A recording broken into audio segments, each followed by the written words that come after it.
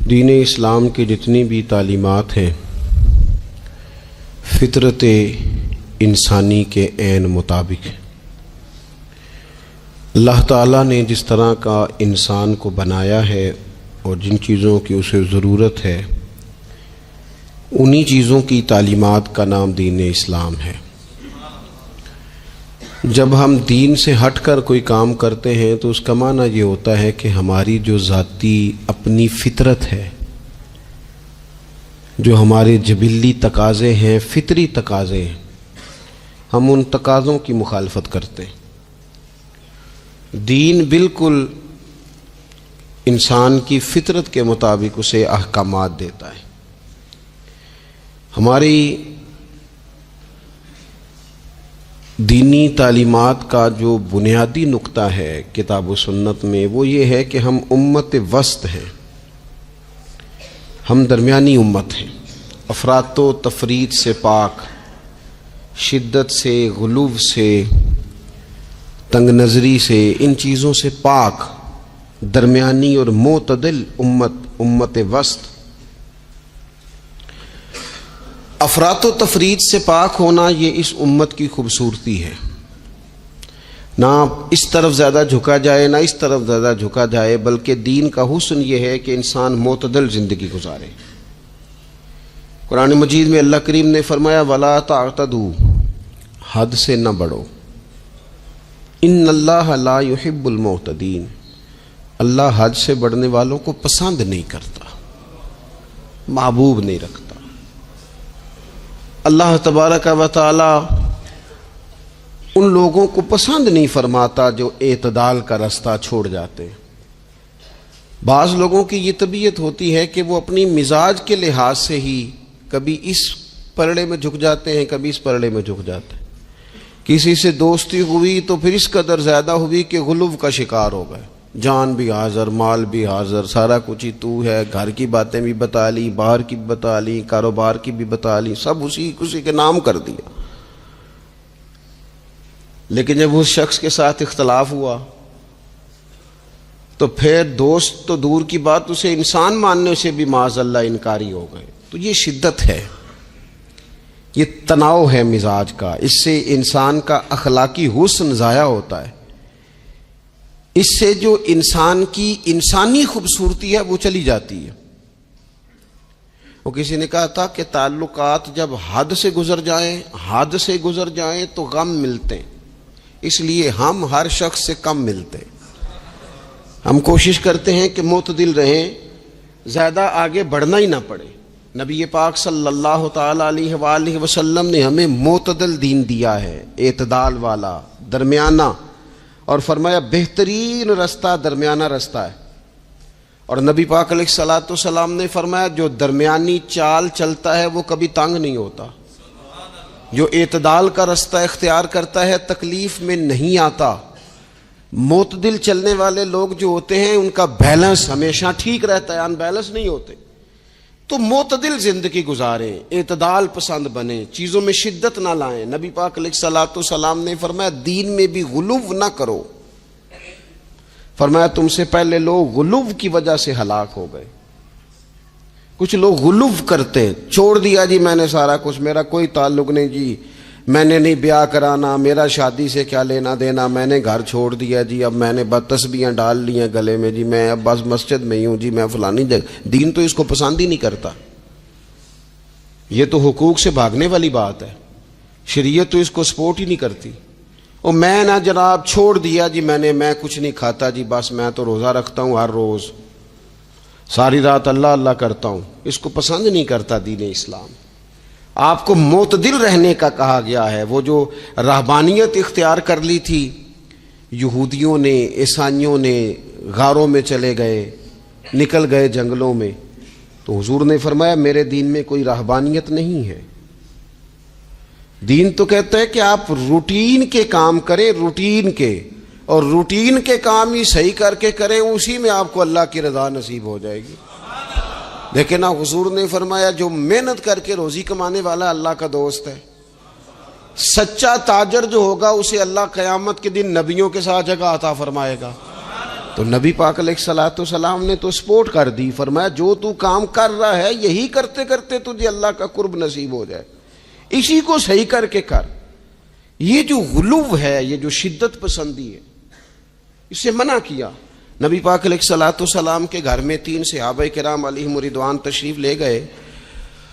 انہوں نے جا کے نبی پاک علیہ الصلوۃ والسلام کی عبادت کا حال پوچھا۔ چند صحابہ گئے تو ازواج مطہرات نے ارشاد فرمایا کہ محبوب گھر تشریف لاتے ہیں، کچھ وقت آرام کرتے ہیں، کچھ وقت ہمیں دیتے ہیں، کچھ وقت عبادت میں گزارتے ہیں۔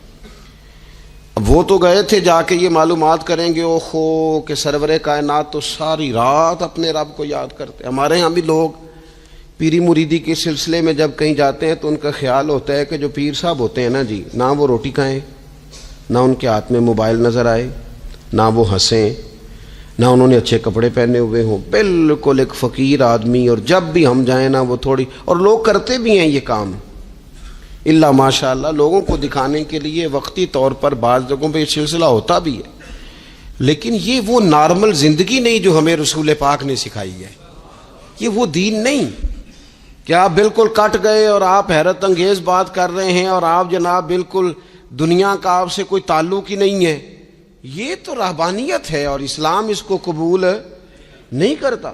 وہ صحابہ کرام علیہم رضوان نے نبی پاک علیہ السلام کے احوال شریفہ سنے تو وہ کہنے لگے کہ نبی پاک کے صدقے تو اللہ اگلے پچھلوں کو معاف کرے گا، حضور تو محبوب ہیں۔ یہ سن کے اب انہوں نے اپنے دل میں جو ارادہ کیا، کہنے لگے محبوب تو وراء الورا ہیں، لیکن ہم چونکہ گناہگار لوگ ہیں، عام آدمی ہیں، ہم اس طرح کریں گے کہ ہم ساری رات اللہ کی عبادت کریں گے۔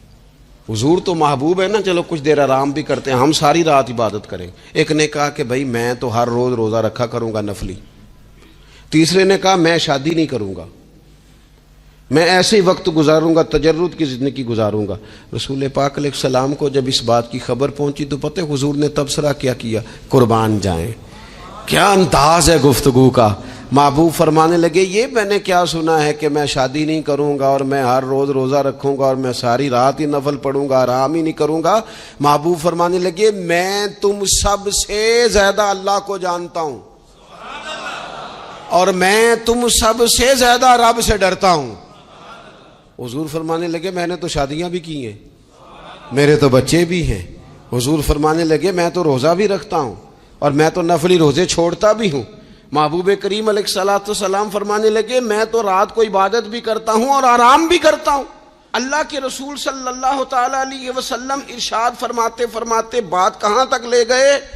حضور فرمانے لگے اپنے یہ سارے طریقے، اپنی یہ سنت حضور بیان کر کے کہنے لگے سن لو بھائی، جس نے میری سنت سے منہ موڑا اس کا مجھ سے تعلق ہی کوئی نہیں، میرے طریقے پہ چلو۔ جو میں تمہارے لیے اسوہ چھوڑ کے جا رہا ہوں اس اسوے کو اپناؤ، اس طریقہ مبارکہ پر عمل کرو، اعتدال نہ چھوڑے کبھی بھی۔ غیر معتدل ہو جاتے ہیں لوگ، میں نے دیکھا ہے کہ وہ نہ جب بندہ غیر معتدل ہو جاتا ہے تو چیزوں کا حسن ختم ہوتا ہے، اس کا وقار اٹھ جاتا ہے، اس میں تازگی نہیں رہتی، اس کے اندر وہ کیفیت نہیں رہتی۔ یہ دین کی بات ہے نا، تبلیغ ہے، یہ بھی حد سے زیادہ نہیں کرنی چاہیے۔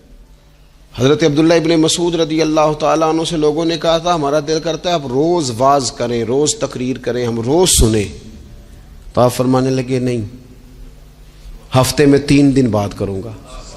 اتنی بات کریں گے جو معتدل رہے، جو حد سے زیادہ نہ بڑھے۔ وہ ہمارے ہاں رواج ہے نا 2.5 گھنٹے کی تقریر کا، 3 گھنٹے کی تقریر کا، 4 گھنٹے کی تقریر کا۔ تو ہم سے لوگ کئی دفعہ کہتے اسی تے جے گل سمجھن لگے تو تسی ختم کر دیتی۔ تو میں نے کہا آپ شروع لیٹ ہوئے نا، ہم اللہ کے فضل سے پہلی بات سے شروع ہو گئے تھے، ہم نے وہ آدھا گھنٹہ تمہید پہ نہیں نہ لگایا۔ تجاوز نہ کریں چیزوں سے، اعتدال میں رہیں۔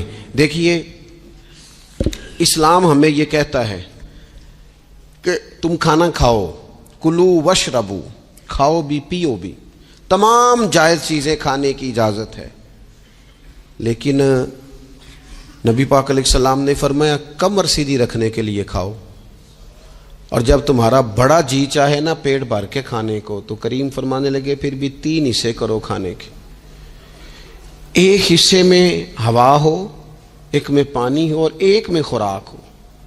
پھر بھی پیٹ بھر کے نہ کھاؤ، بلکہ اللہ کے رسول صلی اللہ تعالی علیہ وسلم فرمانے لگے کسی نے اتنا برا برتن بھرا ہی نہیں جتنا کسی نے اپنے پیٹ کو بھرا ہے۔ سب سے برا برتن تم نے بھرا۔ زیادہ کھائیں گے خواہشات زیادہ پیدا ہوں گی، زیادہ کھائیں گے نیند زیادہ آئے گی، زیادہ کھائیں گے غفلت زیادہ طاری ہوگی۔ لیکن کچھ لوگوں کا مقصد زندگی کھانا ہے، صبح کی پلاننگ الگ ہے، دوپہر کی الگ ہے، شام کی الگ ہے۔ آپ حیران رہیں گے کہ آپ اس ملک میں رہتے ہیں جس میں سب سے بہترین بزنس ہوٹل چلانے کا بزنس ہے۔ کھانے پینے کا کام کرو، یہ بھی بنا لو یہ بھی بنا لو، اچھا بھلا کھا پی کے اس کے بعد فاسٹ فوڈ کا آرڈر دے دیا جاتا ہے، اور کھانے کے بعد کتنی ساری چیزیں۔ اب تو یہ میں کچھ عرصے سے دیکھ رہا ہوں، اچھا بھلا کھانا کھاتے ہیں، اس کے بعد چائے کے ساتھ بسکٹ آ جاتے ہیں۔ میرا ایک غریب گھر سے تعلق ہے، ہم تو اس وقت چائے کے ساتھ بسکٹ کھاتے تھے، رس کھاتے تھے جب روٹی کوئی نہیں ہوتی تھی، یا روٹی کھانے کا پروگرام نہیں ہوتا تھا، کوئی پرہیز چلتی تھی۔ لیکن اب وہ لوازمات چائے کے ساتھ، اب تو لوگ چائے کا، اب جی آپ کا کھانا نہیں پکانا چائے پکانی ہے، تو چلو ٹھیک ہے چائے پک گئی، اب وہ چائے پک رہی ہے، اس کے ساتھ جناب بھنا ہوا گوشت پڑا ہے، اس کے ساتھ پیزا آ گیا ہے، اس کے ساتھ فلانی چیز آ گئی، یہ کیا ہے جی؟ اچھا پھر وہ خواہش بھی ہوتی ہے بعض میزبانوں کی کہ اب یہ تعریف بھی کریں، وہ سارا کچھ رکھ کے تو ساتھ یہ بھی کہہ رہے ہوتے ہیں تو چونکہ روٹی ڈاک چھڑی سی، لہذا پھر ہم نے نا یہ سارا کچھ کیا ہے۔ یعنی وہ کہہ رہے ہوتے ہیں کہ مہمان اب یہ کہے کہ او ہو آپ نے تو بڑا تکلف کر دیا ہے، اس کی کیا ضرورت تھی۔ تو کئی مہمان میری طرح کے بڑے پکے ہوتے ہیں، جو روز کے مہمان ہوتے ہیں نا بڑے پکے ہوتے ہیں، وہ تعریف شریف کوئی نہیں کرتے، وہ صاف ہی بات کرتے ہیں کہ تسی ایک شے رکھ دے تے اسی بھی چج نال کھا لیندے۔ اب تو یہ چکھنے چکھانے کا ہی ماحول ہے، کوئی ایک رکھتے یا ہماری مرضی کی رکھتے یا پوچھ لیتے کہ اس ٹائم روٹی کھانی ہے تو چلو ہم کھاتے۔ یہ لوازمات ہیں، یہ تکلفات ہیں، اس میں گھر والے بھی تکلیف میں، پیسہ بھی بعضوں کا ضائع۔ آپ کھانے کے لیے زندہ نہ رہیں، زندہ رہنے کے لیے کھانا کھائیں، اپنی طبیعت میں بوجھ نہ بنائیں کسی قسم کا۔ نبی پاک صلی اللہ تعالی علیہ وسلم نے مومن کی شان پتہ کیا بیان کی؟ فرمایا کافر اور منافق 7 آنتوں سے کھاتا ہے اور مومن 1 سے کھاتا ہے۔ اتنا فرق ہے کافر منافق کے کھانے میں اور مسلمان کے کھانے میں۔ 6 گنا کم روٹی کھاتا ہے مسلمان، 6 گنا کم۔ حضرت عمر فاروق ملک کے شام میں حضرت ابو عبیدہ بن جراح سے ملنے کے لیے گئے تو کہنے لگے اتنی دور سے آیا ہوں، سپہ سالار روٹی تو کھلا۔ تو انہوں نے اپنے بیگ سے رات کا خشک ٹکڑا کھانے کا نکالا اور پانی کا پیالہ دے کے کہنے لگے عمر یہ لو کھا لو۔ تو حضرت فاروق اعظم کہنے لگے یہی وہ مزیدار روٹی تھی جس کے لیے میں تیرے پاس آیا تھا، یہی وہ کھانا تھا، میں تلاش کر رہا تھا کہ یہ تمہیں ملے گا۔ کدھر گئے وہ لوگ جو رات کے کھانے میں فریج بھی نہیں ہوتی تھی، رات کے کھانے میں تھوڑا پانی ڈال دیا اماں نے، اس کو 3-4 دفعہ ابال لیا، رات کی روٹیوں میں تھوڑا سا پانی اور تھوڑا سا گھی، پورا گھی نہیں، تھوڑا سا پانی اور تھوڑا سا گھی، اور ساتھ دادی نانی یہ بھی کہہ رہی ہے کہ یہ پانی سے ذرا نرم ہو جائے گی روٹی، اور پھر وہ کھانا کھایا جا رہا ہے۔ اس کے اندر نہ تو ڈاکٹر آپ کو یہ کہہ رہا ہے کہ یہ نقصان کا باعث ہے، نہ معدے پہ بوجھ بن رہا ہے، نہ اس کے لیے پھر بھائیوں کو جا کے پردیس کاٹنا پڑ رہا ہے، نہ باپ کو کئی قسم کی نوکریاں کرنی پڑ رہی ہیں، اعتدال میں گھر کے اندر ہی سارا کچھ مینج ہے۔ یہ وہ حسن ہے جو اسلام کہتا ہے تم غیر معتدل ہو گئے، تم حد سے بڑھ گئے، تم نے زندگی ساری کھانے پینے پہ لگا دی۔ اور بھائی من چاہی نعمتیں تو جنت میں ملیں گی، ہم نے تو مزے کے کھانے وہاں جا کے کھانے، وہاں ملے گا پھل اور وہاں ملے گی نعمتیں جو بار بار ملیں گی، چہرے ایک جیسے ہوں گے پر ذائقہ بڑا منفرد سے منفرد نظر آئے گا۔ تو وہ جو پردہ غیب میں چیزیں تھیں وہ ساری چیزیں لوگ کہتے ہیں ہاں جی ہم ساری، غیر معتدل نہ بنے، تھوڑی سادگی لائیں، تھوڑا درمیانہ راہ، اسلام اس کو پسند کرتا ہے۔ نبی پاک علیہ السلام کی بارگاہ میں ایک مہمان آیا، ابھی وہ مسلمان نہیں تھا، تو محبوب نے فرمایا ایک بکری کا دودھ دھو کے اسے پلا دو۔ ایک بکری کا دودھ دھویا گیا، پلایا گیا، پھر دوسری کا دودھ دھویا گیا، پلایا گیا، پھر تیسری کا، وہ 7 بکریوں کا دودھ پی گیا۔ صبح اللہ نے توفیق دی اور وہ کلمہ پڑھ گیا۔ اب نبی پاک علیہ السلام نے فرمایا اسے بکری کا دودھ دھو کے پلاؤ. ایک بکری کا دودھ پیا, دوسری کا پی نہ سکا, رات 7 کا پی گیا تھا. تو میرے کریم فرمانے لگے یہ مومن اور کافر کا فرق ہے. جب تک یہ حالت کفر میں تھا 7 بکریوں کا دودھ پی گیا, اب یہ مومن ہوا ہے تو اللہ تبارک و تعالی نے ایک دودھ کے ساتھ ہی اسے سیر فرما دیا ہے. اس کی تشنگی اور بھوک اللہ نے مٹا دی کھانے پینے کے لیے. اور اس کا ذہن بھی نہ بنائیں. میں جانتا ہوں جن گھروں میں بچے اس مزاج کے ہو جاتے ہیں, اس طبیعت کے ہو جاتے ہیں کہ آج یہ کھانا ہے, کل وہ کھانا ہے, پرسوں وہ کھانا ہے, وہ پھر کھانے پینے میں سارا وقت گزرتا ہے. پھر وہاں دیکھا ہے کہ اماں بیچاری باورچی خانے میں ہی رہتی ہے. پھر وہاں صرف ایک ہی سلسلہ ہے کہ کھاؤ, کتنا کو کھا سکتے ہو. تو معتدل رہیں. تیسری بات یہ کہ رزق کمانے کے مسئلے میں بھی معتدل رہیں. کاروبار کریں, محنت کریں, منصوبہ بندی کریں, کوشش کریں, لیکن پیسے کمانے کے مسئلے میں ڈپریشن کا شکار نہ ہو. یعنی اس کو نہ جینے مرنے کا مسئلہ نہ بنائیں کہ اگر 1 مہینہ کاروبار صحیح چمکا ہے تو صحت بھی ٹھیک رہی ہے, اور اگلے مہینے اگر تھوڑے حالات خراب ہوئے ہیں تو بلڈ پریشر بھی کافی اوپر نیچے ہو گیا ہے. اس کو نفسیاتی مسئلہ نہ بنائیں. پہلے بھی کئی دفعہ کہہ چکا ہوں, پھر کہتا ہوں, 2-4-5 دوستوں سے پیار ہے تو 2-4 دفعہ انہی دنوں میں نا, سال کے بعد آ کے مجھے کچھ دن آتے ہیں نا کاروبار پہ, انہی دنوں میں آ کے انہوں نے مجھ سے کہا, دور سے آئے, کہا جناب ہم کاروباری بندے, حالات ٹھیک نہیں, کوئی دعا بتائیں. تو میں نے کہا جن دنوں ٹھیک ہوتے ہیں ان دنوں کیوں نہیں آتے؟ کیا آج کل حالات بڑے اچھے ہیں, کچھ شکر کا طریقہ بتائیں, کیوں نہیں آتے؟ کیا فلسفہ ہم نے اختیار کر لیا ہے. رزق کا وعدہ اللہ کا ہے, اس کو کمانے میں اور پیسے کمانے میں محنت کرنے کا حکم دیا گیا ہے. نبی پاک علیہ الصلوۃ والسلام نے فرمایا جد و جہد کرو, نکلو, اللہ پہ بھروسہ کر کے نکلو. جس طرح وہ پرندوں کو روزی دیتا تمہیں بھی دے گا, لیکن اس میں نفسیاتی مسئلہ نہ بنایا جائے, نفسیاتی نہ بنایا جائے. حضور علیہ الصلوۃ والسلام نے نا ایک جملے کے اندر اس مضمون کو اتنے حسین انداز میں سمیٹا ہے نا کہ مسلمان, یہ ابن ماجہ میں موجود ہے, مسلمان اگر ان 2 جملوں کو کبھی سمجھ جائے نا تو سکون آ جائے زندگی میں, اطمینان نصیب ہو جائے, تیقن کی دولت ملے. حضور فرمانے لگے رزق کمانے کے معاملے میں معتدل رہنا. کوئی بندہ اتنی دیر تک مرے گا نہیں جب تک اس کے حصے کا رزق اسے مل نہ جائے. اتنی دیر تک بندہ دنیا سے نہیں جائے گا, تیرا حصہ تیرے تک پہنچے گا. کبھی بھی بے آبرو ہو کے رزق کمانے کے چکر میں نہ پڑے. کبھی بھی ذہن پہ سوار نہ کر لیں کہ میرا کام نہیں چل رہا. کبھی بھی اس طرح کی طبیعت نہ بنائیں. میں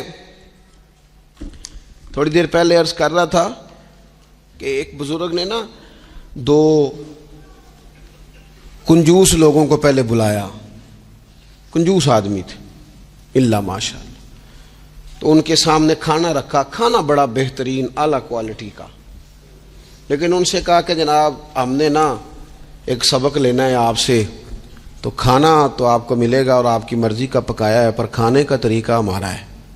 انہوں نے کیا کیا, یہاں سے رکھ کے نا ان کے ہاتھ باندھ دیے. وہ پرانے زمانے میں جو جرہ ہوتے تھے, بازو ٹوٹ جاتا تھا تو باندھ دیتے نا لکڑیاں رکھ کے, تو لکڑیاں رکھ کے نا ہاتھ باندھ دیے تاکہ یہ جوڑ موڑ نہ سکے. تو یہاں سے ہاتھ باندھ دیے کہ روٹی کھاؤ. کنجوس بندے تھے. اب انہوں نے لقمہ اٹھایا, ہاتھ بندھا ہوا, یہاں سے لے جا کے جب منہ میں پھینکا, وہ کپڑے بھی سارے الجھ گئے, حال بھی خراب ہو گیا, پر کھایا انہوں نے مزہ لے کے پورا. وہ بڑی بری حالت ہو گئی. وہ کنجوس تھے دونوں کو دسترخوان پہ روٹی کھائی جا رہی. اب ان دونوں کو سمجھانے کے لیے کہا کہ اب ہم تمہیں 2 اور لوگوں سے بھی ملواتے ہیں. اب 2 وہ بندے بلائے جو دل کے سخی تھے, جو رزق کے معاملے میں اس کا زیادہ حریص نہیں تھے. ان کی بھوک جو تھی وہ کہیں دور تک دکھائی نہیں دے رہی تھی.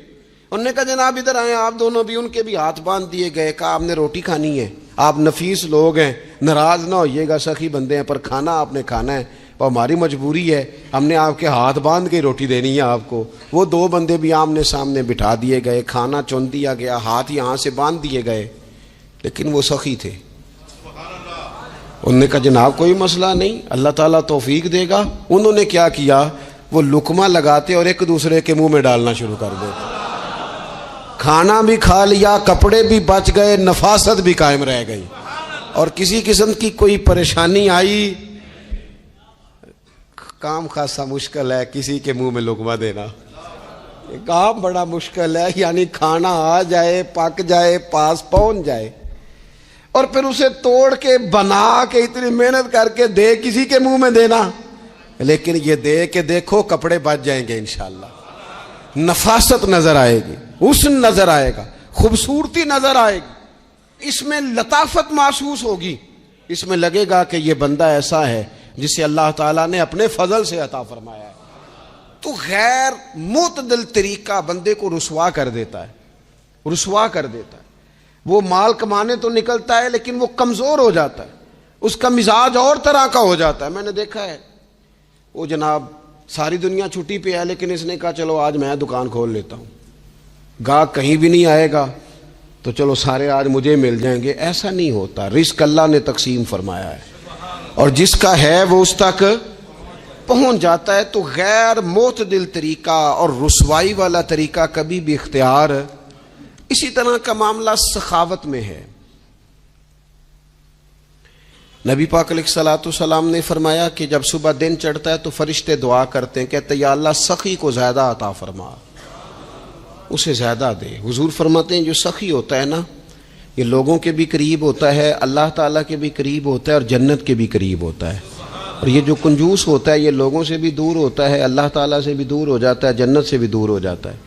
سخاوت بڑی اعلیٰ چیز ہے، لیکن اس میں بھی معتدل رہنے کا کہا گیا ہے۔ معتدل، کچھ لوگ ایسے ہیں جو سخی نہیں ہوتے، یہ میں کوشش کروں گا تشریح آپ کے ذہن کے مطابق کر لوں۔ سخی مزاجن سخی، لیکن اگر کبھی چڑ جائے نا، وہ جتنے مرضی پیسے لے لو ان سے، مزاج میں سخاوت نہیں، لیکن اگر طبیعت ہے اس طرح کی کہ اگر ان کا ذہن آ گیا نا، کبھی کہیں کسی نے تعریف کر دی ہے، پوری خوشامد اس نے کر لی ہے، تو پھر تو جناب ساری جیب بھی آپ خالی کرا دے۔ یہ مزاج کی سخاوت نہیں ہے، یہ تو آپ کی طبیعت کا وہ ابال ہے کہ اگر کسی بندے کو پتہ چل گیا ہے کہ کس طرح کر کے آپ قابو آتے ہیں تو پھر وہ روز استعمال کرے گا، اور یہ ہوتا ہے، یہ ماحول ہوتا ہے۔ میں چونکہ مذہبی ماحول سے تعلق رکھتا ہوں، میں نے خود یہ دیکھا ہے کہ کوئی شخص اگر اس نے زیادہ بڑا منہ کھول کے لوگوں سے مانگنا شروع کر لیا ہے تو پھر تو جناب بڑی بات ہے، مہنگا آدمی۔ اور اگر کوئی اپنی وفاداری قائم رکھتا ہے، خوشامد نہیں کر سکتا، اس کی طبیعت نہیں ہے کہ وہ 20-50 لوگوں کی خوشامد کرے، 10 کو حاجی صاحب کہے، 20 کو عاشق رسول کہے، اور 30-35 کو کہے جناب بڑی بات ہے، ہم نے تو بڑا دیکھا ہے، آپ تو بڑے بہترین لوگ ہیں۔ تو پھر جناب وہ اگر یہ کام اسے کرنا آتا ہے تو پھر اس کا مطلب ہے اسے دہاڑی بھی اچھی لگانی آتی، پھر اس کی آواز کا بھی زیادہ سریلا ہونا ضروری نہیں، پھر اللہ تعالیٰ معاف فرمائے، پھر بس ٹھیک ہے، اب میں کیا اس پر تبصرہ کروں، پھر تو ہم دیکھ رہے ہوتے ہیں جس کو وہ عاشق رسول کہہ رہے ہوتے ہیں نا، اور ایسی خطرناک، میرے سامنے ایک نعت خیق صاحب سے کہنے لگا، نعت حضور کی پڑھی جا رہی ہے۔ کبھی شعراء ایک کام کرتے تھے، وہ کہتے تھے شعر تیری نظر ہے، وہ غزل کا شعر ہے یا کوئی ایسا شعر ہے، لیکن ایک شعر ہے نعت کا، اس میں تو حضور کی تعریف ہے، نبی پاک کی تعریف کا شعر کسی بندے کی نظر کیسے ہو سکتا ہے جب اس میں ذکر ہی رسول پاک کا ہے؟ تو وہ نعت خان صاحب کہنے لگے، بندہ سامنے بیٹھا ہے، تھوڑا بہت میں بھی اسے جانتا ہی تھا، تو اسے کہنے لگے حاجی صاحب یہ شعر تہاڈی نظر ہے۔ میں انہوں آخیا تو مہربانی کر، ایدی نظر کوئی اور شے کر لیا، یہ تو نعت ہے حضور کی، یہ نبی پاک کے لیے ہی رہنے دے، اس کی نظر تو نے کر دی ہے۔ تو نالے میں کیا حاجی جنی دیر تک پیچھے بیٹھا سی اونی دیر تو نظر کیتی نہیں، ان دتھیاں لے کے سامنے آئے تو نظر نیاز شروع کر لی۔ نہ کریں یہ کام، اس سے کوفت پہ، اور آپ یقین کریں میں ذمہ داری سے کہتا ہوں، یہ کام کرنے والا بھی تنگ ہوتا ہے، اور جس کے لیے کر رہا ہوتا ہے پتہ اسے بھی سارا ہی ہوتا ہے کہ چکر کیا چل رہا ہے، سب پتہ ہوتا ہے۔ تو اس تکلف میں جب انسان کام کرتا ہے تو کہاں تک بات جاتی۔ سخاوت کریں لیکن چڑھ کر کوئی کام نہ کریں۔ نبی پاک علیہ الصلوۃ والسلام نے فرمایا، حضور فرمانے لگے اس طرح خیرات نہ کرنا کہ تمہارے اپنے بچے بعد میں لوگوں کے سامنے ہاتھ پھیلاتے پھرے۔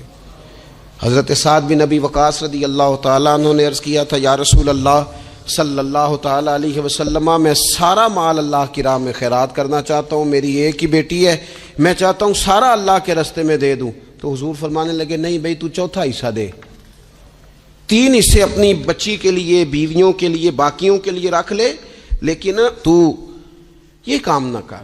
تو میرے عزیز زندگی میں خرچ کرنے میں بھی اعتدال کا مظاہرہ کریں۔ مجھے پتہ ہے اچھی طرح کہ ہمارے ہاں ایک مزاج بن جاتا ہے، طبیعت بن جاتی ہے کہ اگر کسی شخص کو آپ تھوڑی سی مدد کرتے ہیں تو وہ سمجھتا ہے کہ اگر اس نے مجھے 20,000 دیا ہے تو یقیناً اس کے گھر میں 50 لاکھ پڑا ہے، وہ پھر اگلے ہفتے دوبارہ آتا ہے، ایک نئی مجبوری کا بھی اظہار کرتا ہے۔ یہ ساری چیزیں ہوتی ہیں، ان چیزوں کے بیچ ہی آپ کو نیکی کرنی ہے، لیکن افراط و تفریط سے بچنا ہے۔ اسی طرح کا معاملہ اپنی زندگی کے دیگر معاملات میں کریں۔ نبی پاک علیہ الصلوۃ والسلام نے نا سادگی کو پسند کیا ہے، حضور سادگی کو پسند کرتے، کھانے کے معاملے میں بھی اور کپڑوں کے معاملے میں بھی، لیکن اچھا لباس پہننے کی اجازت دیتے۔ حضور علیہ الصلوۃ والسلام نے ایک موقع پر ارشاد فرمایا کہ اگر کسی بندے کے پاس گنجائش ہے تو اسے اجازت ہے کہ 2 جوڑے کپڑوں کے کام کاج کے لیے رکھ لے، 2 جوڑے جمعے کے لیے رکھ لے۔ اور نبی پاک صلی اللہ تعالی علیہ وسلم نے ایک شخص کو دیکھا جو مالدار تھا، لیکن اس کے کپڑے پھٹے پرانے تھے، لباس پرا گندا تھا، بال بکھرے ہوئے تھے۔ تو اللہ کے محبوب علیہ السلام نے فرمایا تیرے اوپر اللہ کا فضل ہے، اور رب جب فضل کرے تو پھر اللہ فضل دیکھنا پسند بھی فرماتا ہے۔ فرمایا تو اچھا لباس پہن، حرج کوئی نہیں، لیکن اپنا رسول پاک علیہ السلام کا طریقہ مبارکہ یہی تھا کہ سیدہ عائشہ صدیقہ فرماتی ہیں کہ یہ وہ لنگی مبارک ہے اور یہ وہ پیوند والا کرتا مبارک ہے، اسی میں محبوب نے اپنی جان اپنے رب کریم کی بارگاہ میں پیش کر دی۔ اور فرماتی ہیں کتنے کتنے دن گزرے کہ رسول پاک علیہ الصلوۃ والسلام نے کھانا تناول نہیں فرمایا، کتنے کتنے دن گزرے۔ میں اس ساری بات کو اگر سمیٹوں نا تو میں یہ نوجوان اگر میری بات پر غور کریں تو اسلام کہتا ہے حضور خود کنگھی بھی فرماتے تھے، تیل بھی لگاتے تھے، امامہ بھی باندھتے تھے، سرما بھی پہنتے تھے، سادہ لباس پہنتے تھے لیکن صاف ستھرا۔ اسلام آرائش کی اجازت دیتا ہے، زینت کی اجازت دیتا ہے۔ آپ کنگھا کریں، تیل لگائیں، خوشبو لگائیں، سرما لگائیں، صاف لباس پہنے، کپڑے دھلے ہوئے پہنے۔ حضور نے حکمن کہا، تاکیدن کہا کہ جمعے والے دن نہا کے مسجد میں آیا کرو۔ اسلام آرائش کی اجازت دیتا ہے، بس نمائش سے منع کرتا ہے۔ دکھاوا نہ کرو، نمائش نہ کرو۔ یہ نہ کہو کہ میں نے اتنے لاکھ کا پہننا ہے، ذرا لاگ پتہ جائے لوگوں کو۔ یہ نہ مزاج بناؤ کہ اوہو یہ تو میں نے جناب پچھلے ہفتے بھی پہنا تھا، یہ تو میں نے منگنی والے دن بھی پہنا تھا، نکاح والے۔ یہ نمائش ہے، نمائش سے اسلام منع کرتا ہے۔ اللہ کے پیارے رسول صلی اللہ تعالی علیہ وسلم نے فرمایا جس نے دنیا میں شہرت کا لباس پہنا، اس طرح کا لباس پہننا چاہا، اس طرح کے کپڑے زیب تن کرنا چاہے جس سے محسوس ہو کہ میں ایک بڑا آدمی ہوں، میں مالدار آدمی، جس نے دنیا کے اندر شہرت کا لباس پہنا، اللہ قیامت کے دن اسے ذلت کا لباس پہنائے گا۔ یہ معتدل کیوں نہیں رہا؟ اس نے کیوں حد سے تجاوز کیا؟ اس کو اس طرح نہیں کرنا چاہیے تھا۔ رسول رحمت صلی اللہ تعالی علیہ وآلہ وسلم نے ہمیں جس چیز کی اجازت دی ہے وہ کام ہم کر سکتے ہیں، اور جس سے نبی پاک علیہ الصلوۃ والسلام نے ہمیں روکا ہے اس کام سے ہم نے بچنا ہے۔ ایک اور بات بھی خاص اور بالخصوص نوجوانوں سے کرنی ہے، وہ خاص اس طرح کھانے پینے میں معتدل رہیں، کمائی کرنے میں معتدل رہیں، خرچ کرنے میں اعتدال کا مظاہرہ کریں، لباس میں اعتدال کا مظاہرہ کریں، اسی طرح نا یہ آرام کرنے میں بھی ذرا معتدل رہیں۔ بہت زیادہ آرام کرنے لگ گئی ہے نئی نسل، آپ ضرورت سے زیادہ بھی سو لیں تو تھکاوٹ بڑھ جاتی ہے۔ اگر انسان اتنا ہی آرام کرے نا جتنا اس کی طبیعت کے لیے ضروری ہے تو اس میں طبیعت فریش رہے گی۔ لیکن اگر آپ کہیں، وہ ایک دوست ہیں ہمارے، تو ان کو جب تک کوئی اٹھائے نہ تو اٹھتے نہیں، تو گھر والوں نے ایک دن ارادہ کیا کہ آج صبح نہیں اٹھانا، دیکھتے ہیں کتنے بجے اٹھتا ہے، ماشاءاللہ شادی شدہ ہیں، بچے ہیں، تو کہنے لگے جی پھر اللہ کے فضل سے میں 2 بجے خود ہی اٹھ گیا تھا۔ رات ایک شخص سویا ہے اور اگلے دن 2 بجے سویا، تو اب انہوں نے تو یہ بات محبت میں کی، تو پھر میں نے ان سے یہ پوچھا، میں نے کہا یہ بتائیں کہ آپ چلیں رات آپ سو گئے، سمجھ لیں آپ سو گئے 2 بجے رات کو، 12 گھنٹے کے بعد اگر آپ اٹھے طبیعت کیسی تھی؟ کہنے لگی فریش نہیں تھی۔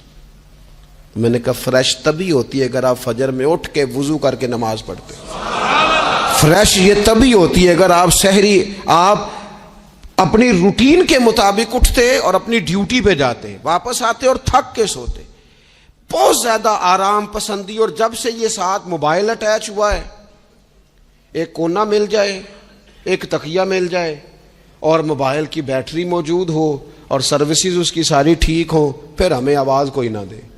اس سے کیا ہوتا ہے؟ وجود بالکل سست ہو جاتا ہے۔ آپ کو اللہ تعالیٰ نے جو قدرتی صلاحیتیں دی ہیں، آپ جو کچھ کر سکتے ہیں اپنے گھر کے لیے، وطن کے لیے، ماں باپ، وہ آپ نہیں کر پائیں گے۔ زنگ آلود ہو جائے گا وجود، ہر وقت کی تھکاوٹ، ہر وقت کا مزاج کے اندر سستی کا آ جانا، اعتدال سے نہ نکلیں۔ نیند 7-8 گھنٹے بہت کافی ہے۔ اور وہ بھی میں آپ کو ایک ذاتی بات بتاتا ہوں، اگر اللہ چاہے نا بندے کی نیند پوری ہو تو کئی دفعہ صرف 20 منٹ آنکھ لگ جائے تو بندہ فریش ہو جاتا ہے۔ اور اگر منظور نہ ہو مالک کریم کو تو پھر ٹھیک ہے، لوگ لیٹے ہوئے۔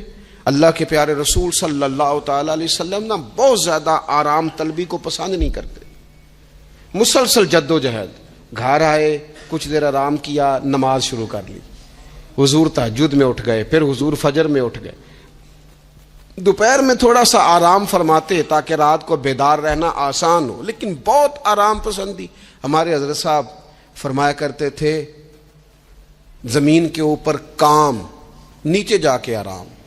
وہ کسی نے کہا تھا جاگنا ہے جاگ لے افلاک کے سائے تلے، پھر تو حشر تک سوتا رہے گا خاک کے سائے تلے۔ سونا ہی ہے نا، مرنے سے لے کر قیامت تک سونا ہے نا، تو اب تو جاگنے کا وقت ہے۔ نبی پاک صلی اللہ تعالی علیہ وسلم نے حضرت معاذ ابن جبل رضی اللہ تعالیٰ عنہ کو یمن کا گورنر بنا کے بھیجا تو نصیحت فرمائی تھی۔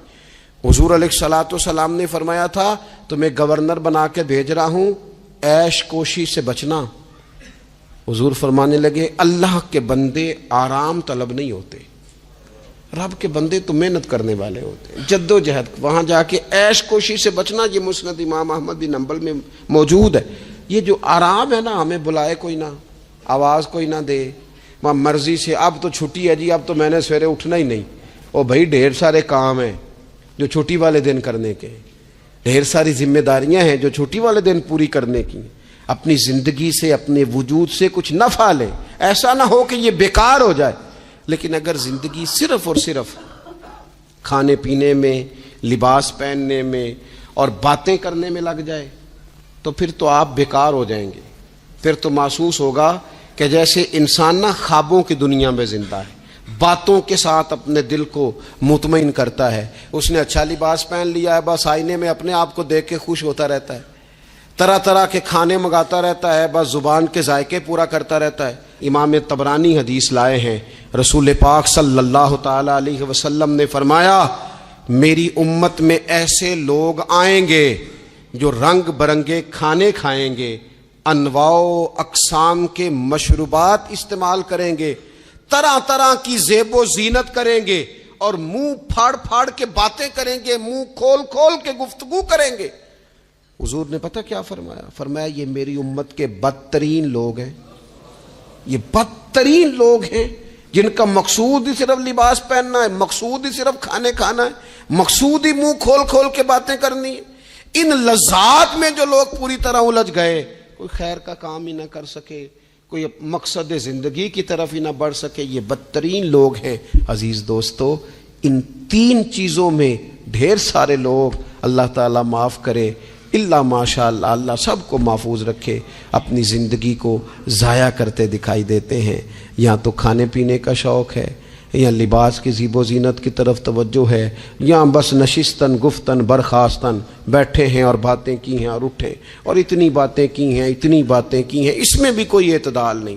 بہت زیادہ بولنے سے وقار چلا جاتا ہے، بہت زیادہ باتیں کرنے سے باتوں کا حسن ضائع ہوتا ہے، بہت زیادہ بولنے والے کے جملے قیمتی نہیں رہتے، بہت زیادہ باتیں کرنے والا آدمی بے وزن اور بے وقت ہونے لگتا ہے. بغیر مانگے مشورہ دینے والے لوگوں کے مشوروں کو لوگ ردی کی ٹوکری جاننے لگتے ہیں. اپنی زندگی کو اگر وزادار اور باوقار بنانا چاہتے ہیں تو ذرا لباس میں بھی سادگی ہو.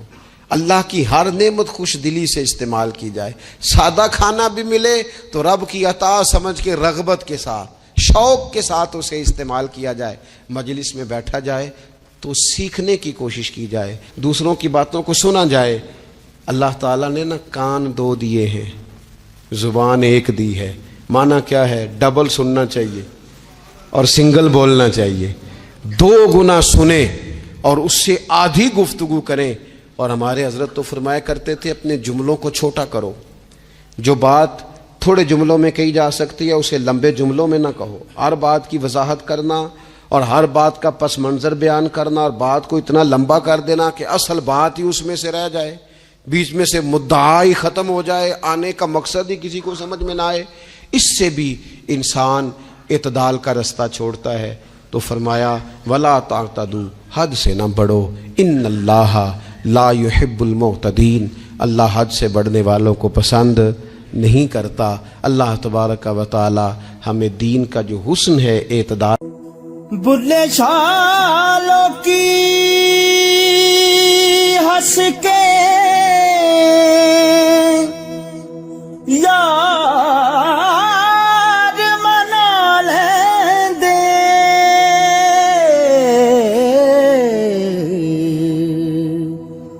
تے ساڈا رونا بھی نہ منظور